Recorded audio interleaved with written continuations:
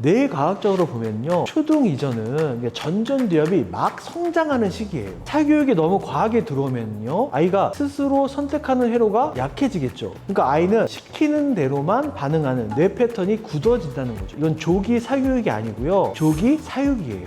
그러니까 마음이 아픈 아이들이 계속 늘어난다는 겁니다. 그래서 부모로서 우리가 해야 할 건, 안녕하세요, 사이대 의학전문대학원 김성권 연구교수입니다. 제가 현장에서 여러 아이들을 만나본 결과, 공부만 잘하면 된다는 분위기 속에서 자란 아이들은요, 나중에 세 가지 큰 문제에 부딪힌다는 겁니다. 첫 번째는요, 자기 가치가 성적에만 묶이는 형상, 조건부 자존감이라고 하는데요, 나는 시험을 잘 보면 괜찮은 사람, 시험을 못 보면 쓸모없는 사람, 그러니까 이렇게 스스로를 평가하는 왜곡된 기준이 자리 잡고 있다. 두 번째는요, 실패에 대한 내성이 부족하다는 겁니다. 항상 난 잘해야 돼, 이런 압박 속에서 자란 아이들은요, 작은 실패에도 쉽게 무너질 수 있다는 겁니다. 특히 똑똑한 아이일수록 실패 경험이 별로 없잖아요. 그러니까 회복 탄력성이 굉장히 약하다는 거죠. 세 번째는요, 사회성, 그다음에 정서 조절력의 결핍이 오는 건데요, 공부 외에는 내가 충분히 놀아본 경험도 없어. 주변에 누구 사람들하고 감정을 조절해 본 경험도 부족하니까 친구 관계가 어렵겠죠. 그리고요, 자기의 감정을 맨날 억누르는 것으로 성장을 해왔잖아요. 그러니까 스트레스를 풀 줄도 모릅니다. 결국 성인기까지 이런 대인관계 감정관리에 큰 어려움으로 겪는다. 그래서 공부 능력만 키워서는 앞으로의 시대에서는 살아가기가 어렵다는 겁니다. 정서, 사회성, 그리고 실패의 그 내성까지 균형 있게 키우는 게 지금 여러분들이 하셔야 될 진짜 교육이라는 겁니다. 그렇다고 공부를 하지 말라는 건 아닙니다. 공부 플러스 이런 정서적인 것들도 키워주셔야 된다는 얘기입니다. 우스갯소리 이런 얘기도 합니다. 학원 수만큼 소아정신과가 참 많다. 이 말이 좀 과장이 아닌 게 뭐냐면, 애들이요, 학원 끝나고 바로 심리상담센터로 가는 애들도 상당히 많이 있고요, 또 소아정신과 유명한 곳은요, 예약이 몇 달 또는 몇 년씩 대기하는 경우도 있다는 거죠. 그러니까 그 안을 들여다보면요, 초등학교 아이가 공부 스트레스 때문에 만성 위장장애, 불안장애, 그러니까 이게 심해지니까 어른들이 겪는 공황 증상까지도 이어진다는 거죠. 이 환경에 오래 노출이 되면은요, 사회성이 약화가 되고, 관계에 대해서 두려움이 생기고, 세상의 어떤 장애, 실패에 회피하는, 이대로 굳어져 버린다. 그러니까 지금 성인, 청소년이나 청년에 대한 문제들이 사회적으로 많이 문제가 되는 거죠. 그래서 공부로 우리는 경쟁을 안 할 수는 없습니다. 하지만 이런 경쟁이 아이의 어떤 학습 상황이나 발달 수준을 고려하지 않게 되면 그 아이의 모든 마음까지도 소모시킨다. 그러면 소모된 마음은 모든 걸 할 수 없는 무기력감으로 온다. 공부는 남고 아이가 사라지는 그 순간에는요, 세상도 아이한테는 의지할 곳이 없게 된다는 겁니다.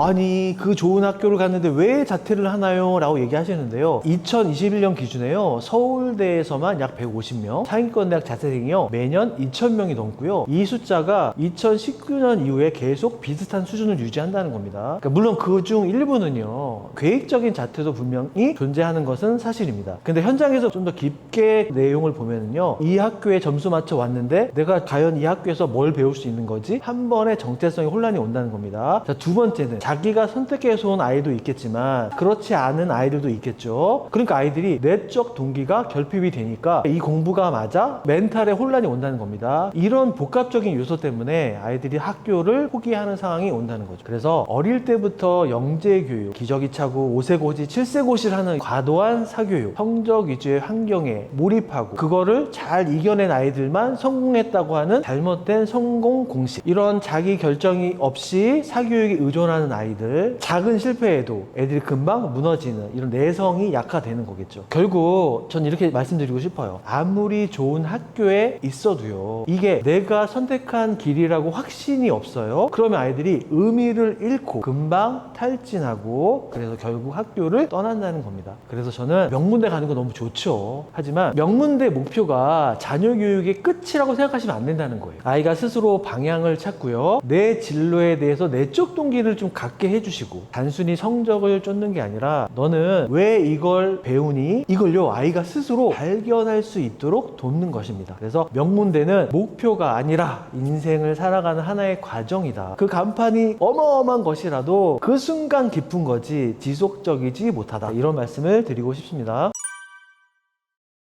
솔직히요, 초등 경제교육 차이가 이걸요 계속 부추긴다는 겁니다. 우리가 흔히 보는 SNS, 거기도 광고들이 많이 나올 거 아닙니까? 그러니까 부모님들이 내가 지금 우리 집에 교육 철학이 있는데도 그런 거 보면 자꾸 흔들리는 겁니다. 또 하나 사람의 심리를 흔드는 게 뭐냐면요, 꼭 우리 집 옆동에 있는 백사동 엄마예요. 그 엄마가 우리 애는 여기 네트 보고 있잖아, 요번에 영재학교 거기 요번에 됐잖아, 그래서 학원에 가면 설명회만 가면 어머니 지금도 늦으셨습니다, 이거 안 하면 뒤처집니다, 이런 얘기 들으면 또 엄마들 혼란 오시고요. 나도 해야 되나? 이것을 우리가 보통 이제 포모 증후군이라고 해요. 우리 아이가 그것에서 벗어나면 안 될 것 같은 두려움, 시켜야 될 것 같은 거. 그래서 조기 영재 교육으로 앞서간 아이들 중에는요, 중학생도 되기 전에 이제 멘탈 무너지는 경우 정말 많이 봤습니다. 왜냐면요, 그렇게 막 열심히 달리다 보면 내 실력이 아니라 이건 부모 투자예요. 그리고 실패를 처음 애들이 겪겠죠. 시험에 떨어지면요, 자존감이라는 게 바닥까지 떨어질 거 아닙니까? 그리고 사교육 시장은요, 늘 불안 마케팅, 공포 마케팅으로 돌아가고 있어요. 여러분, 이걸 안 하시면 불안하고 큰일 납니다. 큰일 날 일 아무 일도 없습니다. 그 사이 아이들은요, 결국 자기 확신 없이 흔들리는 사람으로 자란다는 겁니다. 내적 동기 없이 어떤 성취만 쫓아가. 그러면 자아 정체성은요, 절대로 제대로 세워지지 않는다. 지금 아이의 마음이 어떻게 됐던 부모님들은 나중에 다 할 수 있어 라고 얘기하시는데, 그 과정에서 입은 상처가 성인이 됐을 때 다 치유가 될까요? 저는 그렇게 생각하지 않습니다. 그래서 영재 교육도 중요하고 아이 사교육 선행도 물론 중요하지만 부모님들께서는요, 이런 학습의 균형도요 잘 유지해 주는 게 저는 정말 아이를 단단하고 오래 가게 하는 힘이다, 이 말씀을 드리고 싶습니다.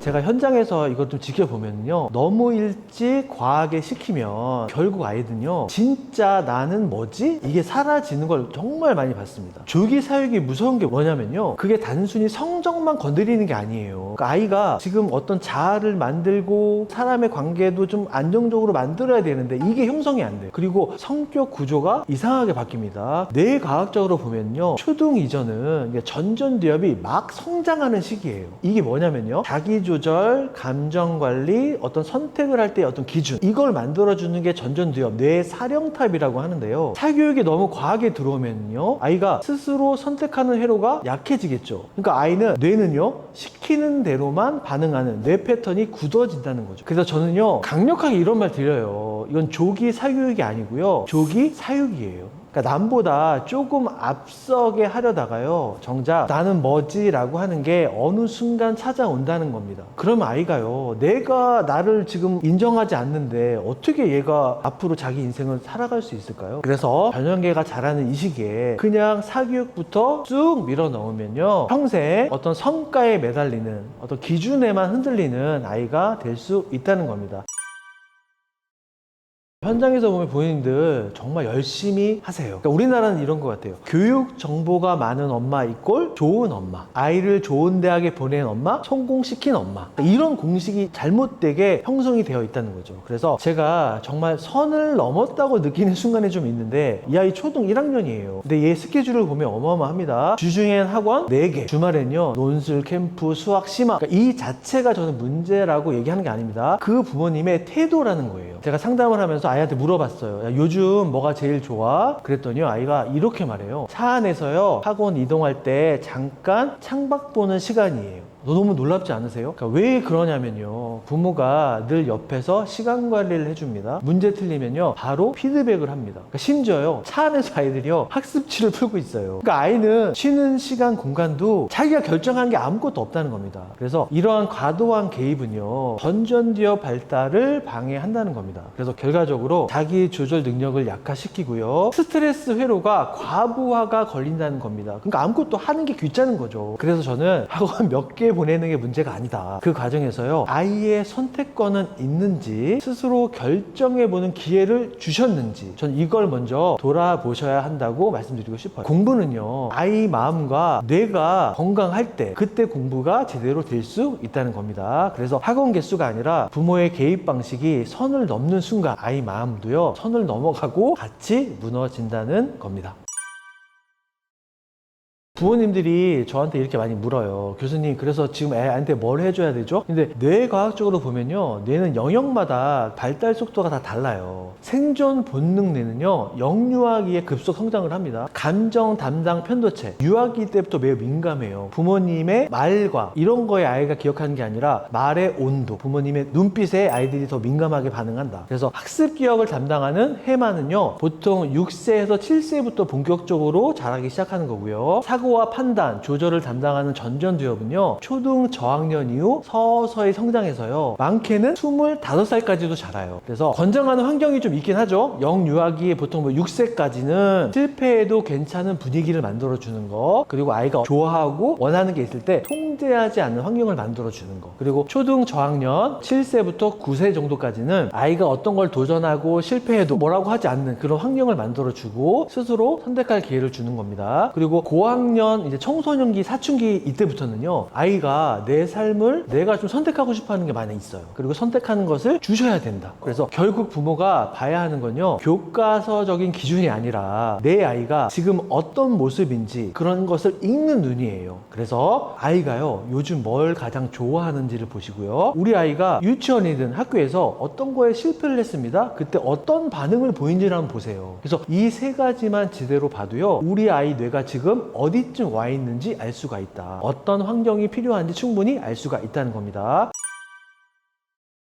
부모님이 흔히 이렇게 생각을 하세요. 명문대 아이들은 결국 공부를 잘해야 가는 거 아니에요? 근데 이 안을 세부적으로 보면 아이들이 단순히 공부만으로 성공한 게 아니라는 겁니다. 그러니까 공통점이 뭐냐면요, 깊이 있는 부모와의 어떤 정서적 교감을 경험했고요, 초, 중 때요, 실패에 대해서 부모님들이 긍정적으로 생각해 줬어요. 그래서 저는 정서적 교감의 시간이 중요한 게 아니라요, 부모님과 자녀 간의 정서적 교감의 밀도가 중요하다. 짧은 순간이라도 깊이 연결되는 대화를 하시고요, 아이가 작은 일에 실패했습니다. 그때 부모님이 안정적인 반응을 해주셔야 된다. 그래서 뇌과학적으로 보면요, 정서적 교감은 해마와 전전두엽의 안정성을 높인다는 겁니다. 그래서 이거를 잘 해주시면 아이가 기억력이 올라가고요, 그리고 스트레스의 내성이 강화가 될 겁니다. 그리고 공부를 함에 있어서 자기조절 능력이 발달할 수가 있다는 거죠. 공부의 3대 요소가 뭡니까? 집중력이 좋아야 되죠. 그리고 이 집중력을 지속하는 그릇이 필요하죠. 그 다음에 실행력이 좋아야 될 거 아닙니까? 그래야 문제 해결 능력이 좋아질 거 아닙니까? 그래서 실제로 그런 명문대를 간 친구들의 공통점은요, 부모가 엄마 아빠는 항상 네 편이야, 실패 막해, 괜찮아, 이렇게 감정적으로 지지를 받았어요. 그러니까 이런 친구들은 고등학교 때부터 어려워지는 문제에 과감하게 도전합니다. 이거를 지지받지 못했던 애들은요, 안정적인 공부만 하게 된다는 거죠. 그러니 당연히 성적이 올라갈 리가 없다는 겁니다.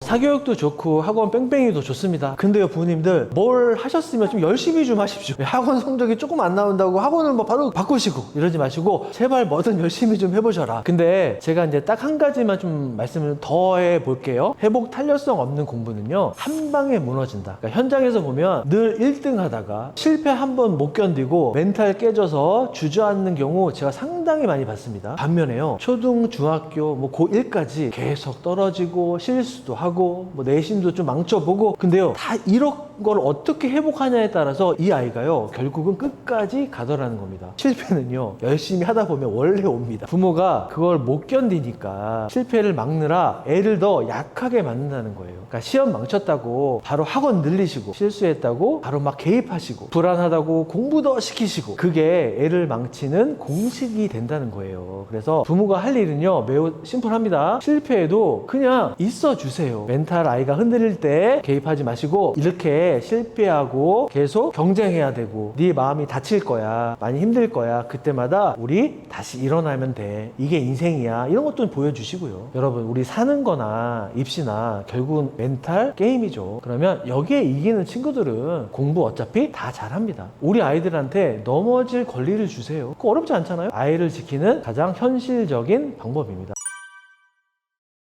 내 불안 숨기는 습관부터 좀 내려놓으세요 라고 저는 보통 얘기해요. 겉으로는요, 부모님들이 이런 얘기 하시잖아요. 너 잘 될 거야. 다 널 위해서 하는 얘기야. 그러니까 엄마 믿어. 근데 솔직히 우리 속으로는 이러잖아요. 아, 근데 안 되면 어떡하지? 제가 남들보다 뒤처지면 안 되는데. 그러니까 결국요, 이 불안이요, 말은 안 해도 다 아이한테 전달된다는 겁니다. 그리고 또 하나, 부모님들이 많이 하는 게 있어요. 이건 다 널 위한 거야. 나는 괜찮아. 너만 잘 되면 돼. 근데 그런 마음도 있으시겠지만 그 안에 부모 욕심이 분명 섞여 있다는 거죠. 그러니까 다 이게요, 사랑이라는 포장지에 쌓여서요, 아이한테 건네고 있는 걸 부모 스스로 먼저 인정해야 된다는 겁니다. 그걸 모르고 계속 막 밀어붙이면 결국 공부는 어떻게든 남을 수도 있겠지만 아이 마음은 계속 무너지고 있다는 겁니다. 그래서 부모가 먼저 해야 되는 건요, 자, 첫 번째는 내 불안을 인정하세요. 내가 정말 뭐 때문에 불안하지? 이걸 먼저 보셔야 돼요. 그리고요, 불안한 내용을 이렇게 한번 적어보세요. 그러면 실제 불안인지 가짜 불안인지 알 수 있습니다. 자, 그 다음엔요, 이건 내 욕심인지 한번 자각을 한번 해보세요. 내가 못다한 걸 내 자녀가 해주길 바라는 건 아닌지. 그래서 내 불안과 욕심을 부모 스스로가 인정하는 순간 비로소 아이를 진짜 지킬 수 있는 힘이 된다는 겁니다. 결국 우리 자녀를 잘 키운다 하면 뭘까요? 이것은 자녀의 온전한 독립이라는 겁니다. 아이들이요, 20살, 30살이 됐을 때 만약에 여러분의 자녀들이 내 삶을 선택하지 못하고 자존감은 바닥이고 남 눈치만 보는 어른 아이가 되고 있다면, 그래서 저는 이런 말씀 꼭 드려요. 명문대 준비하면서 동시에요, 부모가 반드시 포기해야 할 게 있다는 겁니다. 첫 번째는요, 아이를 결과물로만 바라보는 습관을 버리셔야 돼요. 공부 잘하면 칭찬, 못하면 표정이 굳어지진, 아이 속도, 생각, 이런 감정을 무시하는 습관은요, 대학은 가도요, 자기 속도 모르는 어른이 되고요, 실패에 약한 어른으로 남는다는 겁니다. 둘째, 행복은요, 대학 끝에 온다는 믿음이라는 겁니다. 그러니까 지금 이런 생각 많이 하시죠? 지금 힘들어도 야, 대학만 붙으면 너 행복할 거야. 너 있잖아, 정말 예쁘고 잘생긴 여자친구, 남자친구 다 만날 수 있을 거야. 어머니들 이런 얘기 많이 하시는데, 지금 아이가 자기 선택을 해보고요, 실패도 해보고요, 스스로 결정해보는 경험을 반복해야 그게 나중에 행복 근육으로 남는다는 거예요. 왜냐면 이 시기에 이걸 안 하는데 어떻게 이게 나중에 형성이 된다고 생각하세요? 그래서 부모가 진짜 해야 할 건 매우 구체적이라는 겁니다. 공부에 투자하듯 아이가 스스로 결정하게 하는 연습을 좀 해주시고요, 우리 아이의 성장 속도에 맞춰 차분히 기다리는 습관, 이걸 병행하시면 명문대도 갈 수 있고요, 이것을 더 뛰어넘는, 더 가치 있는 자기 인생을 자기 힘으로 사는 그런 아이가 될 수 있다는 겁니다. 그래서 부모가 아이의 정서적 안정지대가 되려면요, 딱 한 가지 원칙만 지키시면 돼요. 그것은 조건 없는 존재로서의 인정입니다. 자, 그래서 성적 좋을 때만, 경쟁에서 이길 때만 잘했다고 칭찬해 주지 마시고요, 이렇게 조건이 걸리면요, 아이는요, 사랑도 조건이 있어야 되는 거구나, 그러면 이 의심이 계속 쌓이게 되면 아이는요, 조금만 실패하면 나는 인정받지 못하구나 라고 포기하게 되겠죠. 그래서 진짜 정서적 안정지대는요, 잘해도 못해도 또 실패해도 부모가 한결같이 너는 엄마 아빠 아이로 너무나 훌륭한 아이야, 존재 자체로도 너무 빛나, 이렇게 인정해 주시라는 겁니다. 그리고 부모는요, 감독이 되셔도 안 됩니다. 코치가 되셔도 안 돼요. 아이가 게임에서 만약에 졌습니다. 그러면 감독도 코치도 화를 내겠죠. 너 왜 게임에서 졌어? 라고 선수를 혼내잖아요. 아이가 게임에서 졌거나 이겼을 때는 항상 응원해 주는 게 누굽니까? 우리 치어리더, 응원단이죠. 부모는요, 응원단이 되셔야 해요. 엄마 아빠는 네가 조금 못하고 조금 실패해도 괜찮아, 항상 너를 응원할 거야. 이런 게 저는 되게 중요한 부분인 것 같아요. 우리가 살면서 불안하지 않을 수는 없겠죠. 아이한테 100% 전염되는 게 좀 문제인 것 같아요. 그래서 부모가 자기 불안부터 못 다스리면 아무리 좋은 교육을 하셔도 그 불안이 아이 인생에 그대로 남는다는 겁니다. 그럼 현실적으로 뭘 해야 하냐고 이제 물어보실 텐데, 괜찮다는 말보다 부모 스스로를 진짜 괜찮게 만드는 행동을 해보시라는 거예요. 첫째는요, 학원, 경쟁, 그러니까 남 비교하는 정보에 하루 종일 노출되면 우리 부모님요, 그 불안을 멈출 수가 없습니다. 그러니까 하루에 30분이라도 학원 정보, 비교 정보 차단하십시오. 그래서 내 감정부터 이렇게 돌아보는 시간을 많이 하세요. 두 번째, 조급한 생각 들 때요, 그 행동 멈추세요. 우리 애가 뒤처질까 생각이 드실 텐데 바로 더 시키고 학원 하나 더 늘리는 그 행동을 멈추시라는 겁니다. 그 순간 내 불안부터 먼저 자각하셔야 된다는 겁니다. 자, 세 번째는요, 부모 스스로 일상의 작은 성공 경험을 한번 쌓아보세요. 부모가 내 인생에서요, 작은 성취 그리고 작은 만족 만족을 느끼지 못하면요, 이 만족을 어디서 느끼려고 하냐면 아이한테 집착하게 된다는 거예요. 그러니까 하루 10분, 15분이라도 내 몸을 뭐 건강하게 하신다거나 또는 내 감정을 정리하기 위해서 산책을 하신다거나 이런 걸 하셔야지 불안이 날아갈 수 있다는 겁니다. 그래서 정리하면 부모의 불안을 관리하는 게 결국 아이의 멘탈을 지키는 가장 현실적인 대안이라는 겁니다. 자, 입시 경쟁 또는 뭐 사회에 나와서도 우리 취업 전쟁 피할 수 없습니다. 근데 경쟁을 바꾸는 건 어렵지만 집안 분위기는 부모가 바꿀 수 있다. 부모가 실천할 수 있는 작은 변화는요, 결과 중심 대화가 아니고요, 과정과 노력을 인정하는 대화로 바꾸라는 겁니다. 그래서 구체적으로요, 학원 끝나고 몇 점 받았어 대신에 오늘은 학원에서 뭐 새로운 거 알게 된 게 있어? 엄마도 좀 알려줘. 이런 거 수업 들으면서 이거 좀 이해됐어? 이렇게 결과가 아닌 과정을 물어보세요. 그리고요, 네가 충분히 노력하는 모습 엄마가 봤는데 이번 시험 좀 못 봤으면 어때? 괜찮아. 우리 아들 너무 고생했어. 분명히 다음에 잘할 거야. 이런 작은 인정. 그리고요, 시험이 끝나고 왜 틀렸어? 이거 말고요, 이번엔 좀 어려운 부분이 있었니? 다음엔 우리 뭐부터 한번 준비하면 될까? 이렇게 물어보는 순간 아이가요, 나는 집에서 틀려도 실수해도 인정받고 있구나. 그리고 나는 실수해도 괜찮구나. 이런 가치를 받는 사람이구나 라고 인정한다는 겁니다. 그리고 여기에 이제 마지막으로 한마디 해주시는 거죠. 엄마는 네가 끝까지 해내는 모습이 너무 멋진데? 이렇게 한번 해주세요. 이런 작은 변화가 쌓이면 아이는 집에서 확실히 느낍니다. 나는 집에서 결과로만 평가받는 게 아니구나. 내가 하는 노력을 우리 엄마 아빠가 알고 있구나. 정서적으로 안정되고요, 입시 경쟁에서도 가정과 부모는 내가 기댈 수 있는 사람이라는 믿음이 생긴다는 겁니다. 이 작은 대화의 변화가요, 가장 아이를 지키는 현실적인 방법이고요, 무수히 닥치는 이 경쟁에서 우리 아이를 이길 수 있는 이런 대화라고 저는 말씀드리고 싶습니다. 부모님들 모두가 명문대를 가는 것도 아니고 또 모두가 의대를 가는 것도 아닙니다. 근데 현실을 보면요, 이 판에서 제일 힘든 건 누굴까요? 결국 우리 아이들입니다. 그러니까 공부를 잘하는 아이도 그렇지 못한 아이도요, 늘 불안하고 지치고요, 마음이 아픈 아이들이 계속 늘어난다는 겁니다. 그게 지금 입시판의 현실이에요. 그래서 부모로서 우리가 해야 할 건 거창하지 않습니다. 결과만 쫓다가 정작 아이 마음이 무너지는 걸 못 본 척 하지 않는 겁니다. 결과 말고 아이의 속도와 마음을 먼저 살피는 그런 작은 시선, 이게요 결국 진짜 아이를 지키는 방법이라고 생각합니다. 모두가 똑같이 의대를 갈 수 없잖아요. 똑같이 명문대학을 갈 수 없잖아요. 근데 누구든 자기 기준으로 자기 인생을 끌고 가는 사람이 나중에 세상을 가치 있고 재미있고 행복하게 살 수 있는 거라고 전 생각합니다. 이게요 부모로서 우리가 해줄 수 있는 가장 큰 선물이 아닐까 말씀드리고 싶습니다.